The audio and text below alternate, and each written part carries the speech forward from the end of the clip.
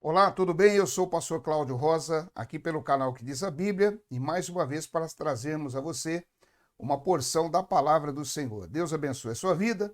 Quero agradecer a todos os inscritos no canal e convidar você que ao final do vídeo, se você gostar, dê o seu like, participe com os seus comentários, compartilhe e também se inscreva no canal acionando o sininho. Você terá então aí as notificações de novos vídeos e também das lives. Jesus, nosso libertador. O que a Bíblia fala a respeito do trabalho sacrificial de Cristo ali na cruz? Através do trabalho na cruz, do que Jesus fez, do seu sacrifício vicário, ele pôde resgatar a nossa aliança novamente com Deus. E é sobre isso que nós vamos falar. O que diz a Bíblia a respeito do Senhor Jesus ser o nosso libertador? Logo depois da nossa vinheta.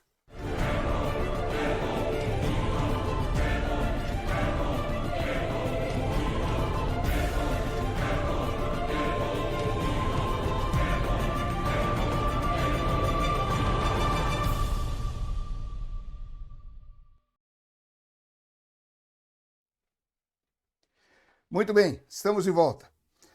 A palavra de Deus nos mostra Jesus claramente como o nosso libertador. Obviamente, este foi o principal trabalho de Cristo aqui no seu ministério terreno, aonde ele veio como cordeiro para, através do seu sacrifício na cruz, estar nos libertando das trevas, do pecado e da condenação eterna.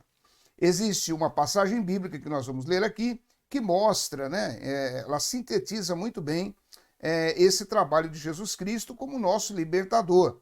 Está em Isaías capítulo 61, versículo 1.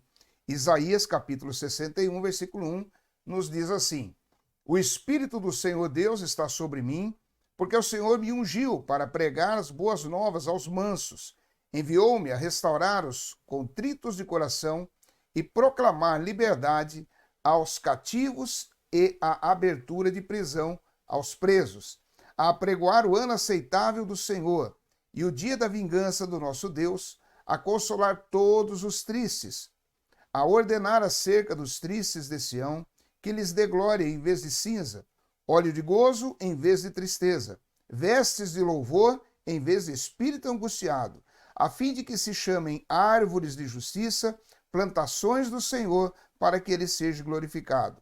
E edificarão os lugares antigamente assolados, e restaurarão os anteriormente destruídos, e renovarão as cidades assoladas, destruídas de geração em geração. Que conjunto de versículos maravilhosos esses aqui. E como eu digo, essa passagem bíblica, ela nos mostra claramente o trabalho de Jesus, quando ele vem dizendo que ele é ungido por Deus pelo Pai para trazer liberdade, trazer visão espiritual, para curar os enfermos da alma. Tudo isso aconteceu e se completou quando Jesus passou pelo seu sacrifício na cruz do Calvário. Nós vemos que esse versículo do livro de Isaías, ele se refere então à obra vicária de Cristo e ele se repete, por assim dizer, não em uma alusão, mas em uma passagem bíblica clara, em que Jesus ele lê esse texto agora, quando Jesus ele está ali diante do Sinédrio, quando ele lê esse texto ali em Lucas capítulo 4, que se repete novamente ele lendo isso. Vamos ver lá, Lucas, no Novo Testamento, não é isso? Lucas, ou nos Evangelhos, melhor dizendo, Lucas capítulo de número 4 e o versículo de número 14. Olha o que Jesus diz. Então, pelo poder do Espírito, voltou Jesus para a Galiléia, e a sua fama correu por todas as terras em derredor. E ensinava nas suas sinagogas, e por todos era louvado. E chegando a Nazaré, aonde fora criado, entrou num dia de sábado, segundo o seu costume, na sinagoga, e levantou-se para ler. E foi-lhe dado o livro do profeta Isaías, e quando abriu o livro, achou o lugar em que estava escrito. E aí, a referência de Isaías 61:1. O Espírito do Senhor está sobre mim, pois me ungiu para evangelizar os pobres, enviou-me a curar os contritos de coração, a proclamar liberdade aos cativos, restauração de vista aos cegos, e a pôr em liberdade os oprimidos e anunciar o ano aceitável do Senhor. Encerrando o livro, E tornando a dar ao ministro, assentou-se e os olhos de todos da sinagoga ou na sinagoga estavam fitos nele. Então começou a dizer-lhes: hoje se cumpriu esta escritura em vossos ouvidos. Louvado seja Deus por isto. E ela continua se cumprindo. Quando uma pessoa ela reconhece o senhorio de Cristo, entrega a sua vida a Jesus, acontece exatamente isto. A sua cegueira espiritual termina, o seu cativeiro no mundo do pecado, ele se acaba, porque Jesus é o nosso libertador. Ele é aquele que vem trazendo o ano aceitável do Senhor, né? Proclamando a vitória, proclamando a liberdade. Então, nós vemos que isto se cumpriu na obra ali na cruz do Calvário. Por isso que também a palavra de Deus, eu vou até ler um texto aqui que está na primeira carta aos Coríntios, no capítulo 1, no seu versículo de número 18, que diz assim: porque a palavra da cruz é loucura para os que perecem, mas para nós que somos salvos é o poder de Deus. Ou seja, a Bíblia está mostrando aqui que a mensagem do Evangelho, a palavra da cruz, ela é loucura para os que perecem. Quando você prega para as pessoas que estão com seus ouvidos cerrados, tampados espiritualmente, para ouvir a mensagem, o julgamento deles para com aquele que está pregando é que a pessoa é louca, é uma loucura, é algo absurdo isto. Não é concebível alguma coisa assim desse tipo. Por exemplo, como nós já até falamos aqui por ocasião de outros vídeos, os espíritas não creem na remissão de pecados que Jesus proporcionou na cruz do Calvário. Por quê? Para eles, a mensagem da cruz é loucura. A forma da pessoa se redimir, vamos assim dizer, dela avançar espiritualmente, é morrendo e reencarnando, reencarnando e morrendo, e assim vai. Era a lei que o próprio Kardec fala a respeito das reencarnações. Então se cumpre isto, porque a palavra da cruz é loucura para os que perecem, mas para nós que somos salvos é o poder de Deus. Então a mensagem da cruz, ela é o poder de Deus para a salvação, que é aquilo também que fala em Romanos, no capítulo 1, versículo 16, falando do Evangelho. A obra de Jesus é uma obra completa na cruz, e ela nos liberta de toda prisão e nos traz restauração. Restauração, principalmente a emocional e espiritual. Física também é possível, né? Dependendo daquilo ao qual a pessoa se propõe a estar fazendo e dentro dos desígnios de Deus. Mas, em especial, a questão espiritual, a questão emocional, nisto há uma garantia da parte de Jesus para a vida daqueles que estão, então, enfileirados na igreja do Senhor. Mas vamos lá especificar um pouquinho mais. Do que é que Jesus quer nos libertar? Primeira coisa, Jesus quer nos libertar do império das trevas. As trevas, ela tem um império, tem um imperador, tem aqueles que estão no comando disto. E o principal comandante é Satanás. E Jesus, ele vem para libertar os seus desse império. Quando nós olhamos para Colossenses, a carta que Paulo escreveu aos Colossenses, no capítulo 1, e os versículos 13 e 14, o qual diz assim: o qual nos tirou da potestade das trevas e nos transportou para o reino do Filho do seu amor, em quem temos a redenção pelo seu sangue, a saber, a remissão dos pecados. Veja que expressão maravilhosa, no versículo 13, o qual nos tirou da potestade das trevas e nos transportou para o reino do seu Filho, do seu amor. Esse texto, ele mostra de forma bem clara, nós até citamos esse texto quando falamos sobre se um cristão poderia ou pode ser maçom, ou melhor, deve ser maçom. Poder pode, porque tem muitos que vão ser maçons. Agora, ele deve? Não. E o porquê que não? Porque, como nós também explicamos, num dos rituais da maçonaria, onde é feito o chamado juramento, a pessoa ali, ele é considerado como um que está nas trevas, e ele vai alcançar a luz a partir do momento que ele for crescendo e galgando degraus dentro da maçonaria. E isso é falado para aqueles que são cristãos já, que se submetem a isto. Ora, a palavra de Deus está dizendo que ele nos tirou da potestade das trevas. Então não é através da maçonaria que a pessoa sai das trevas, é através do sacrifício de Jesus. Olha o versículo 14, em que temos a redenção pelo seu sangue, a saber, a remissão dos pecados. Então, ele nos liberta do império das trevas. A Bíblia ela é clara em nos mostrar que só há duas opções de governo sobre a vida das pessoas nesse mundo. Ou você está debaixo do império, da égide das trevas, ou embaixo da égide de Deus, né? do império divino. Não existe um campo neutro, não existe algo que uma pessoa possa dizer, bem, eu não quero ser religioso, eu não vou me envolver com nada, eu não tô nem no partido do diabo, nem no partido de Jesus, eu estou levando a minha vida tranquilo. Não existe isso.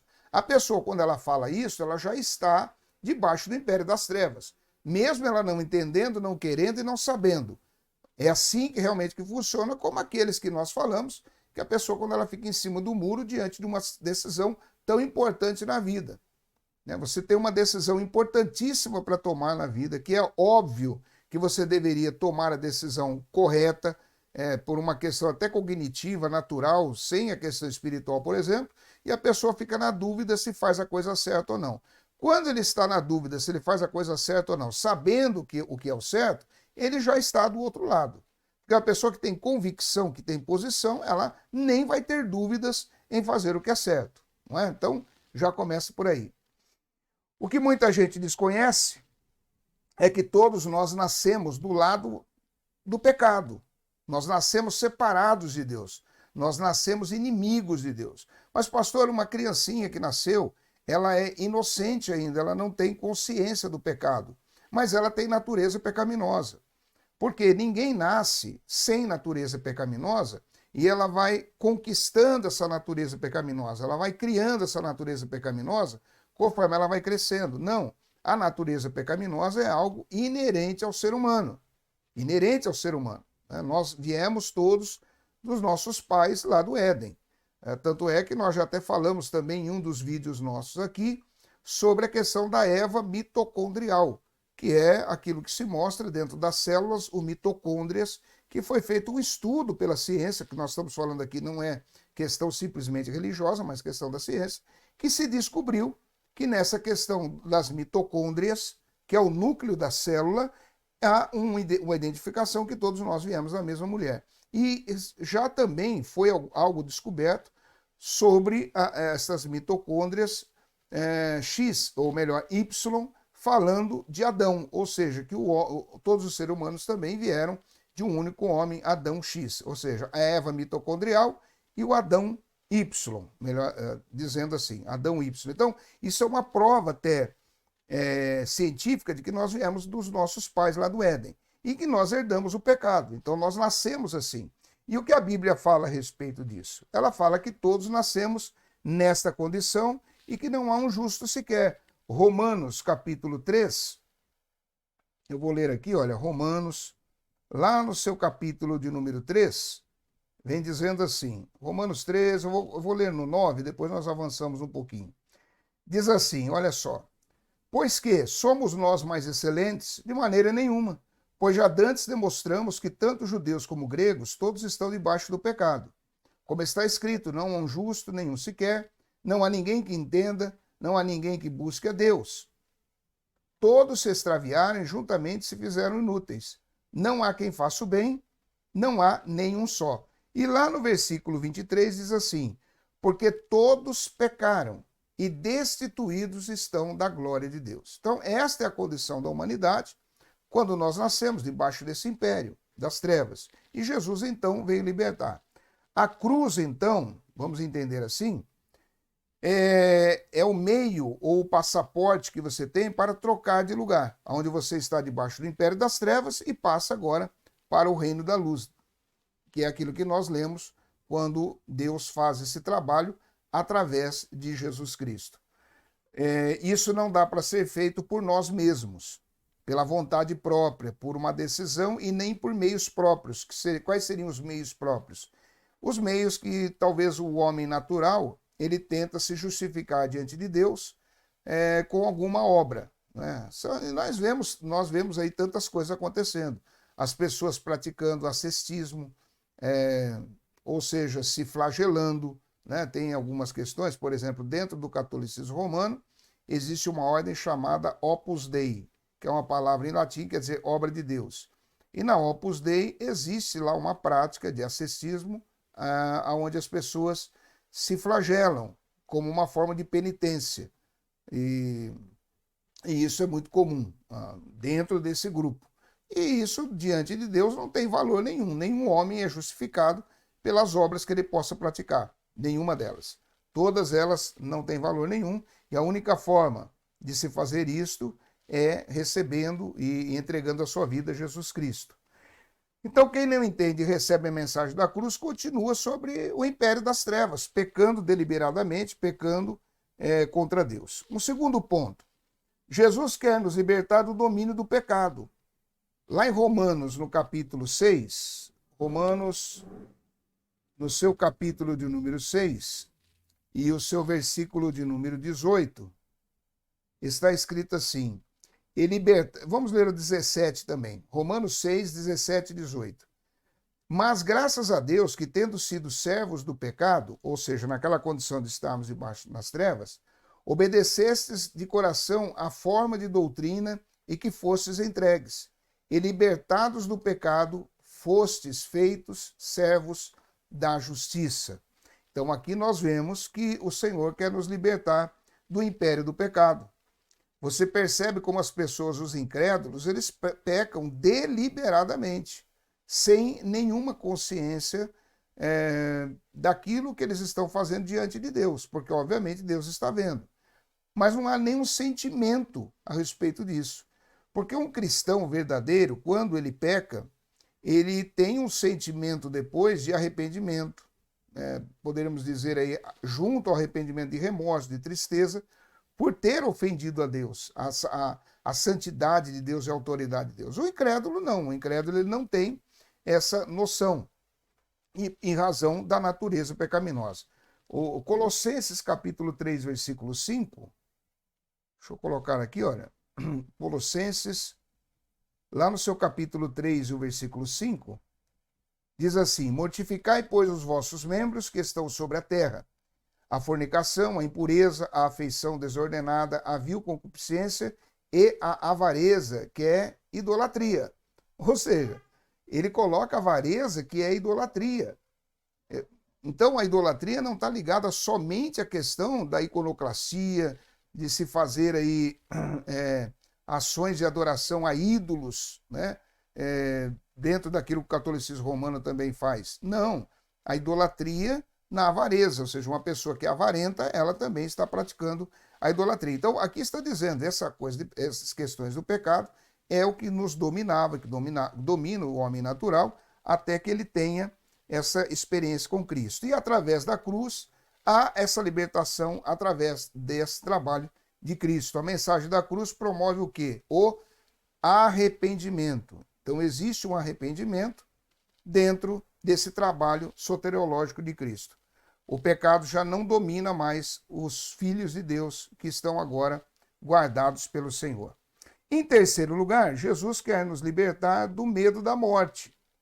Ou seja, a grande maioria das pessoas tem medo da morte, porque a morte é algo contrário à vida, obviamente, né? Não sendo redundante, mas é algo que nos deixa muito sensíveis diante de uma situação como essa. Então, o que é que nós precisamos? Nós precisamos entender que essa liberdade que Deus nos dá, através de Jesus, dessa libertação, ela nos livra do medo da morte.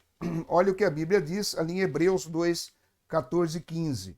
Hebreus, no seu capítulo de número 2, e os versículos 14 e 15, diz assim, e visto como os filhos participam da carne e do sangue, também ele participou das mesmas coisas, para que pela morte aniquilasse o que tinha o império da morte, isto é, o diabo, e livrasse todos os que, com medo da morte, estavam por toda a vida sujeitos à servidão. Então o Senhor Jesus, através dessa morte sacrificial na cruz, ele trouxe então a libertação do medo da morte. Jesus então nos liberta de todas essas questões, ele é o nosso libertador, ele é o nosso juiz, é o nosso salvador e ele nos julgará. Que o Senhor Deus continue falando no seu coração, que essa liberdade que Cristo nos deu e esta justificativa que há sobre nós permaneça sobre a sua vida e alcance toda a sua família.